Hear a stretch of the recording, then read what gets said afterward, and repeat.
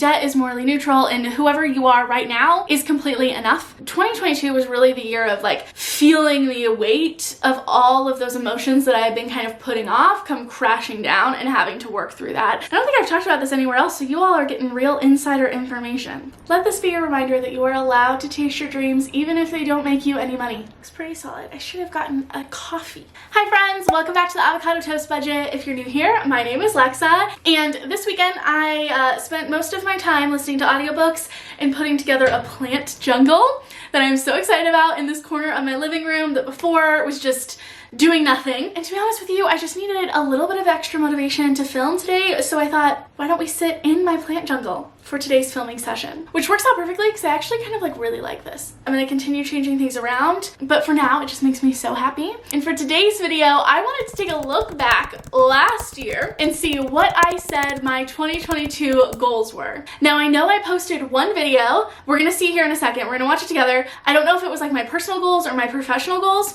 And then I had a list of things for my other type of goals, and I don't think I ever posted that video, but I think I still have that list. So we're just gonna go through, see how realistic was I, did I reach any of my goals? I haven't looked at them, but I'm gonna go ahead and say, spoiler alert, I probably didn't, because this year threw a lot of curveballs that I was not expecting. But that's okay. If nothing else, maybe you'll be able to take away from this that it's okay if you don't reach all of your goals, and hopefully we can have some discussions on setting more realistic goals, what goal setting even means, and why it matters, if it even matters, and then we can learn together, because I truly think that goal setting is a skill that you just kind of have to keep evolving and working on to make it work for you. Oh yeah, and I need to scoot over.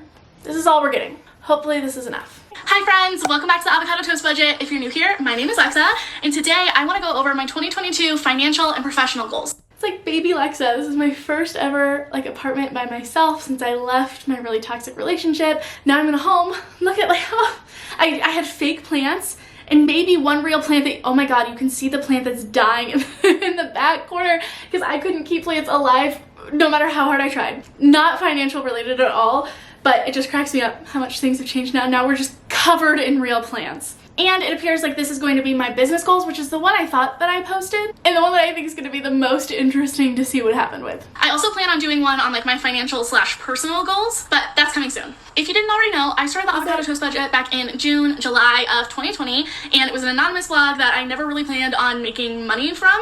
In fact, at the time I told my partner that within a couple of years, if I wasn't making like anything, basically, then I would stop doing it because I had so much stuff on my plate, and then I was like throwing this on my plate as well, so that was my way of trying to like get her on board. But the amount of times that I had to get my ex on board with things, oh Lexa.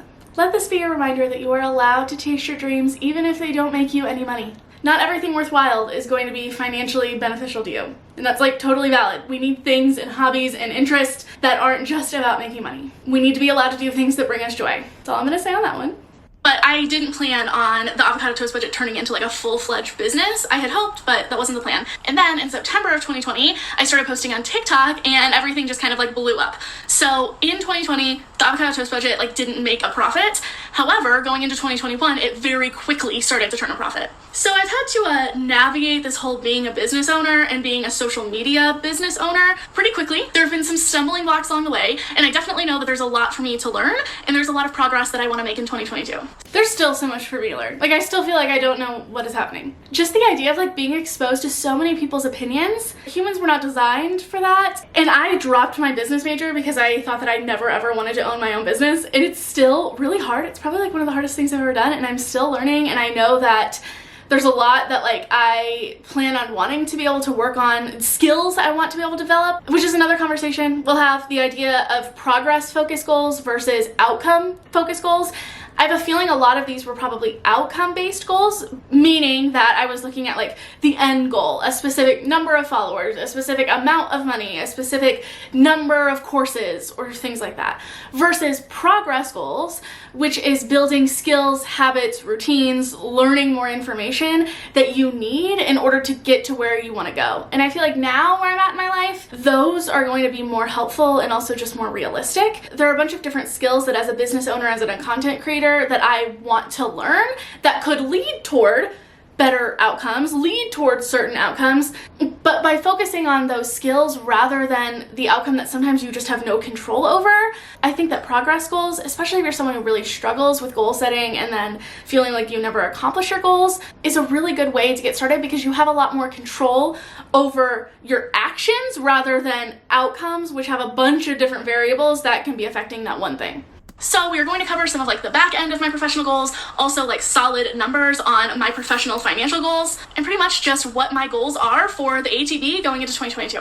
Also, there's a very good chance my hair is looking very orange, and that's probably because it is. I tried some color oops. However, unfortunately, I put it in my hair and then quickly realized that my hot water machine, whatever, wasn't working. Some things never change. In my last video, I talked about how my hair was green because of color oops. At least we can rest easy knowing I'm still the same person on that level. My first professional goal is to get a separate work phone. I didn't do that. However, I don't think that I need that so much anymore. The reason that I wanted to do that was because I was feeling so burnt out because I couldn't even scroll on social media. Like, social media wasn't a downtime for me. I grew up on social media. I grew up in the age of YouTube. YouTube is like what I watch for my entertainment.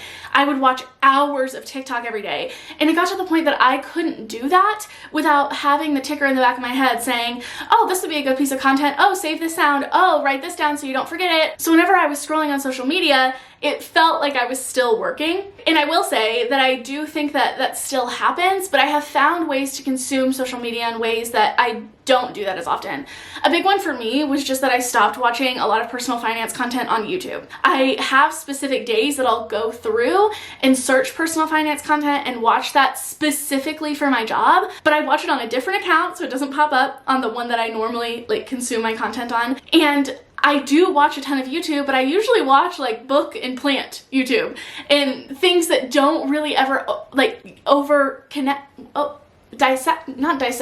cross kinds of content that I'm not usually sitting and also thinking about work while I'm consuming it. So for me at this point in time, I just don't feel like a separate phone would be much use. Also with my ADHD, am I ever gonna remember to always carry around two phones or to only have a certain phone on at certain times? Absolutely not. Okay, no.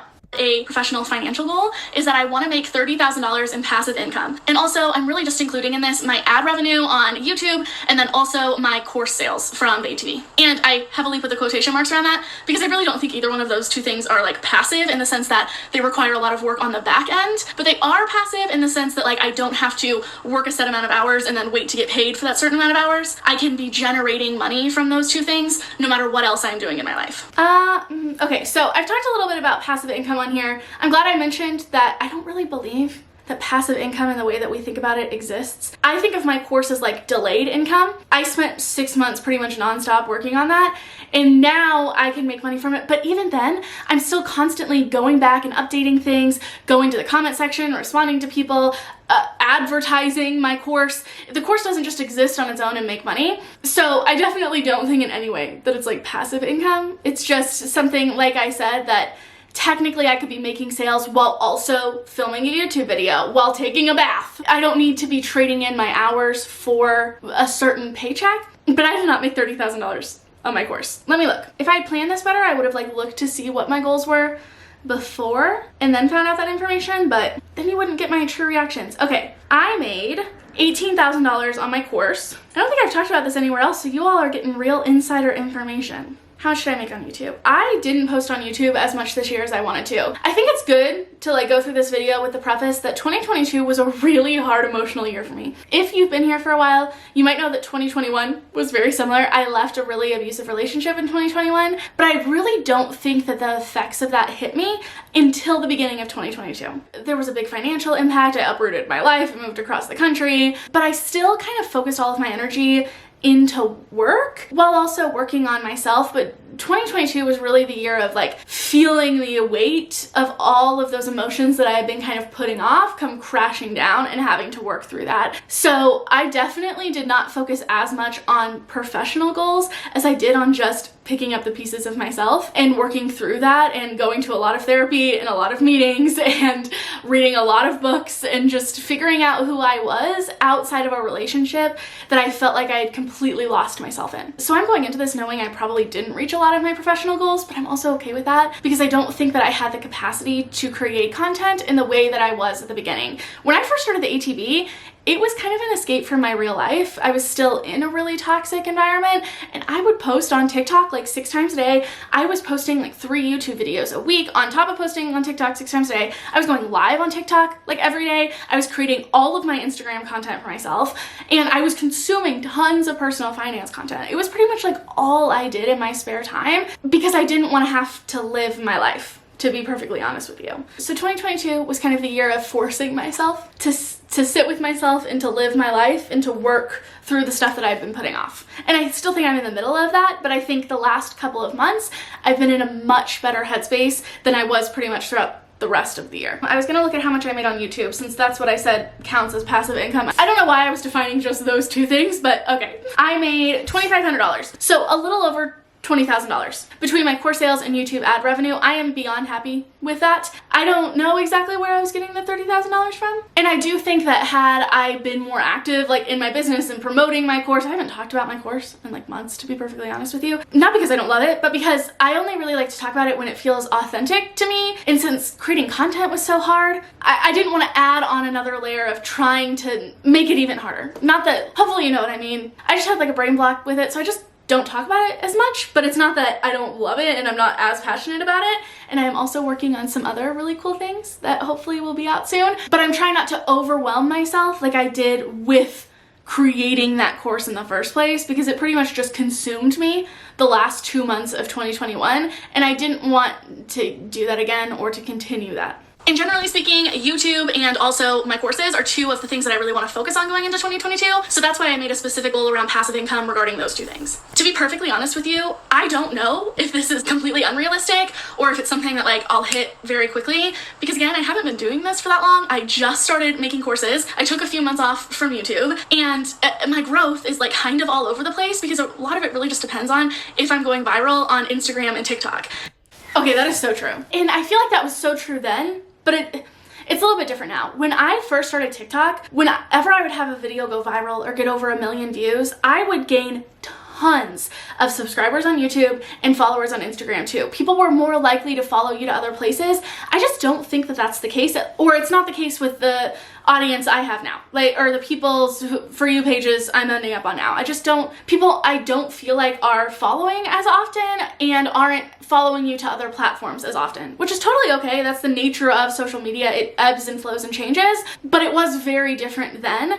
I also think I used to make a lot more on TikTok from conversions of just people clicking links in bios and signing up before I even had a course, like clicking my link in bio, signing up for affiliate links. Whereas now I feel like even though I have like a 1/10 of the following on Instagram, which I'm sure we'll look at numbers of followers here in a second, even though I have a 1/10 of the following on Instagram, I see more conversions into money on Instagram than I do on TikTok. And I really believe that's because TikTok is not a social media platform. It's like a content creating platform. It's kind of like YouTube. Instagram, I feel like we get to know each other a little bit more. On TikTok, it's not about like those interactions as much. It's about just consuming a bunch of content. Let's be honest here. How many people who you follow who you could recognize their face, but you would have no idea like what their name is on TikTok? Whereas I feel like with Instagram, sometimes it's like that, but more often than not, I think you feel more connected to people on that app, even though I have issues with that app. I'm not saying it's fantastic in any way. I just think it harbors that sense of community a little bit better than TikTok does, because that's not TikTok's goal, I don't think.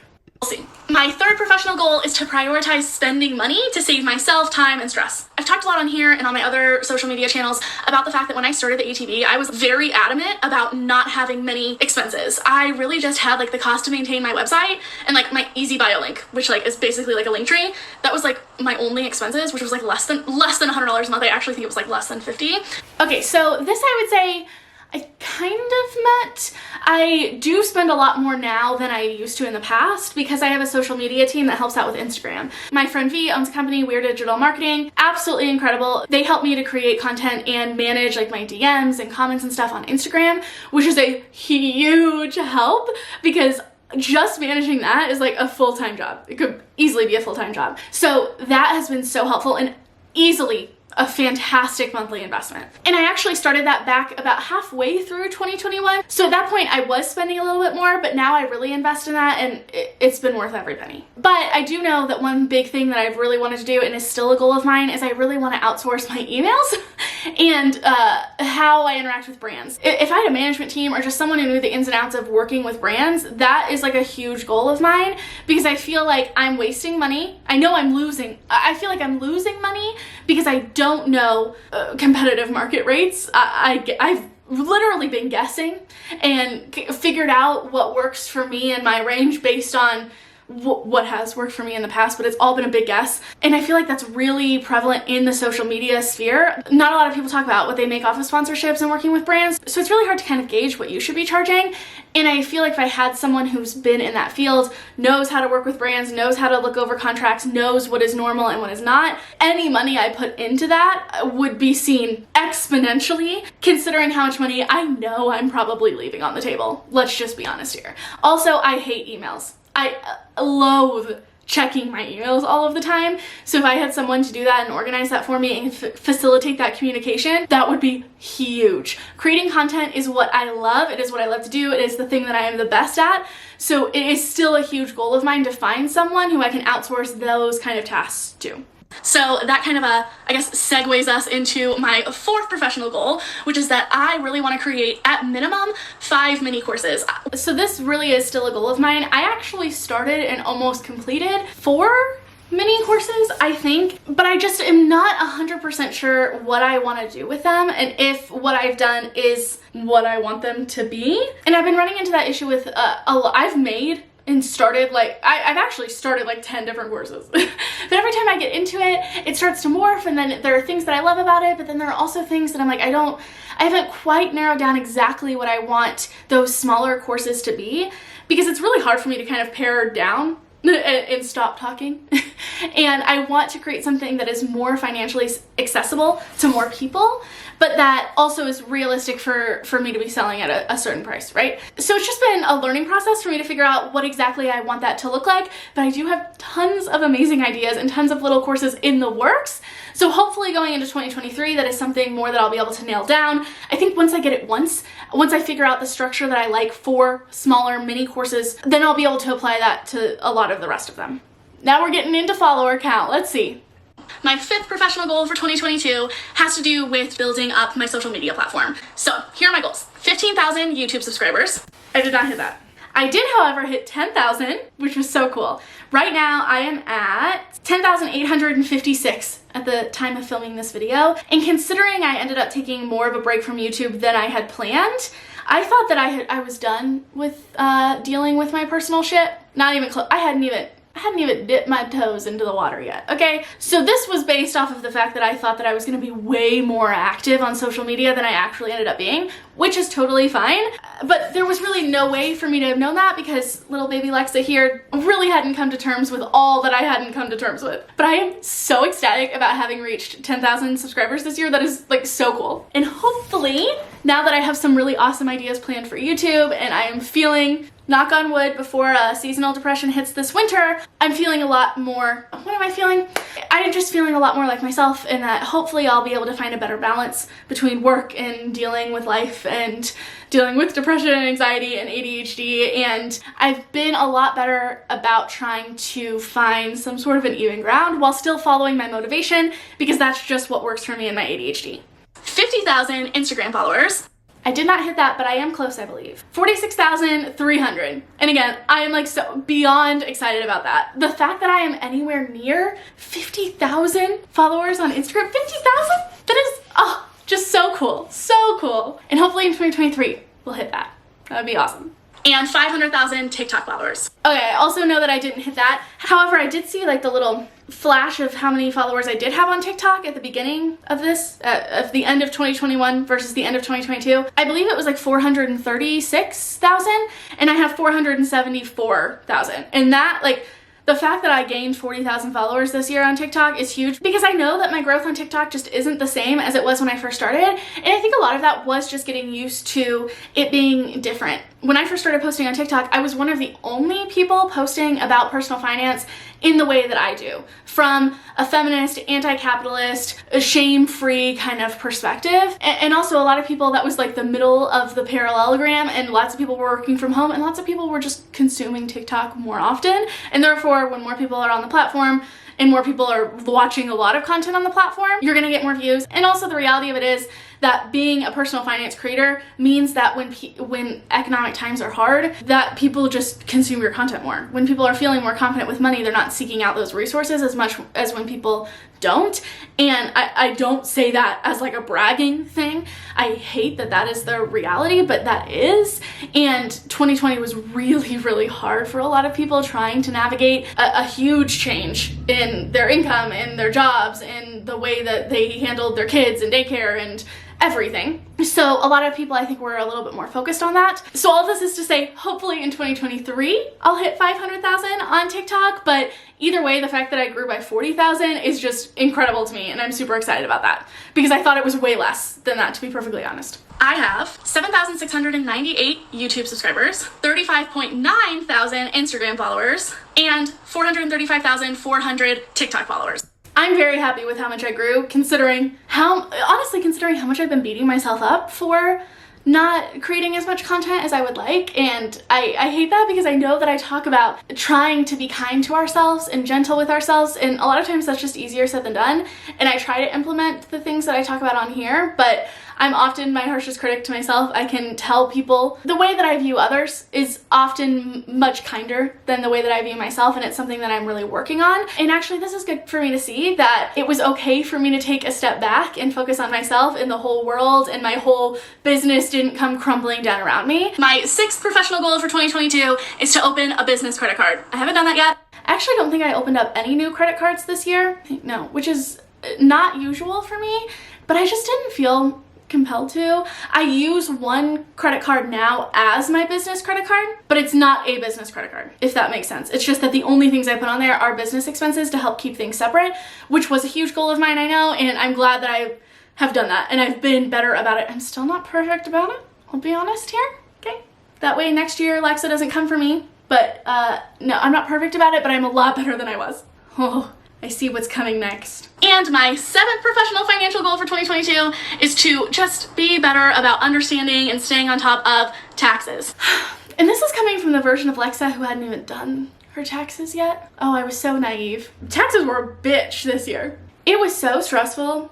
I think if I've learned anything, it's that it is beyond worth it for me, again, kind of moving into another goal of mine that we talked about earlier, hiring out that. So when I first started doing my taxes, I thought that I could do the like TurboTax full, they have like one that basically an accountant does it for you. And I thought that would be enough, but my dude knew nothing about taxes when it comes to being an influencer, which is fair, because like, why would you? I totally get that, but I've realized now that I'm in a niche enough market that I need someone who has some sort of idea of what that looks like and what write-offs look like, because it is just so different when it comes to social media, because it's just not something that people are usually used to working with. Like, you're used to working with office supplies and renting out a separate space for businesses and having products, but that's not at all what taxes and write-offs look like for someone who is a content creator. And I learned quickly that I need someone who has some sort of an idea on those things, and that it's worth paying for that, because I ended up doing my own taxes, and I know that any money I saved by doing my own, I lost in what I know I could have written off, but I wasn't 100% sure about it, so I didn't want to take the risk. And it was just so stressful. I'm just afraid that I'm not going to pay enough and that the government is going to come for me. But oh my god, that was like a month of my life gone, just stressing out about that. Center myself again. Okay, so that is actually it for the video that I posted on my professional goals. Let me just take a look at my list of personal goals to see if, because I know that this video is already kind of long. I forgot I do this when it's been so long since I've sat on the floor. I used to only sit on the floor. In that video that I just showed you, I was that's where I sat, on the floor in my living room, which now I'm sitting on the floor of my living room, but what you're seeing in that video is now kind of over here in my new house, and I wanted to sit in front of my plant corner instead. Let's see. I know I set personal goals, but I now can't find them. So good thing I posted that video on my professional goals. So I guess this is the universe sign that we're just going over professional goals, although I feel like we also touched on some things that are more personal. And if I could think of a single one, I would tell you what they were, but I really don't remember at all. And it really doesn't matter anyway, because I feel like it would just be the same thing about me talking about how 2022 just did not go as I expected, which is, let's be honest here, is that the story of our lives, especially the last few years. So I definitely think going into 2023, I want to focus more on progress-based goals. Those things about learning new skills, building up new habits and routines, and less focused on a certain outcome and more focused on the things that I can control, and just building my life into what I want it to look like and what I want it to be, and finding a better balance. If you all are interested in seeing a video where I break down some of those types of goals for you, and I do set professional and personal progress type goals for 2023, let me know and I'll do that. It'll be good because then it would motivate me to actually do it. I could just be imagining maybe I never even made personal goals to begin with, who knows? Hopefully this video was at least entertaining, or it made you feel better if you didn't reach any of your financial goals. And as we are going into the new year and people are creating New Year's resolutions, I just want to take this time to remind everyone, debt is morally neutral, and whoever you are right now is completely enough. Whoever you are right now is deserving of love from other people, from yourself. You deserve to feel confident with money, and I do hope that 2023 is the year that you feel more financially confident. But if you don't accomplish any of your financial goals, that is okay too. And you are completely enough without accomplishing a single goal or resolution. I love you all so much. Thank you for seeing this last couple of years through with me. Thank you for hanging on during 2022 as things were a little bit weird. I've got some really cool ideas for 2023, and I can't wait to continue on this journey with you all. Thank you all so much for watching, and I will see you next time.